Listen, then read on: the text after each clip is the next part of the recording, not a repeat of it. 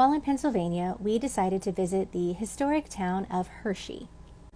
We drove around the town and took in the sights, decided to get lunch when we popped over to the Hershey Experience to make sure we didn't just fill up on sugar, and were pleasantly surprised both with the prices and the portions of what we got in their food court with so many options. There are lots of different tours to choose from, including trolleys around town and guided historical tours. We opted to do the slow-moving ride through the chocolate experience.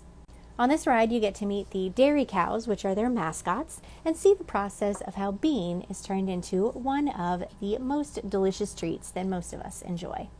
The guys also decided that they wanted to participate in the Build Your Own Reese's experience.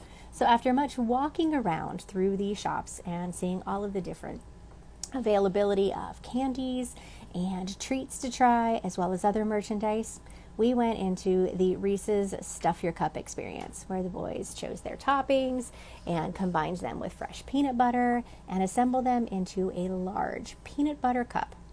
I will admit it went quickly, but it did last, I think, a few days in our household. If you're not familiar with the Hershey story, Milton Hershey established the town during the Great Depression in order to create a chocolate factory close to the dairy farms where the milk was produced, since he did, and they still use fresh milk in their products. Housing was located here, as well as schools, and the theme park was even built as a way to give families something to do in this very rural community. The story is a great piece of American history and definitely worth visiting and learning more about. This wasn't our first trip to Hershey, so we skipped out on doing the tour, but we made sure to experience a lot of the fun things for our son, who had not been there. The Reese's Cup was not the only thing that we got while we were on this tour. We made sure to pick up lots of treats and sweets for family and friends, and of course something for ourselves. This was not a pet-friendly activity, of course, being food, so we did have to leave Luna at home, and she knew we'd been somewhere when she smelled us return.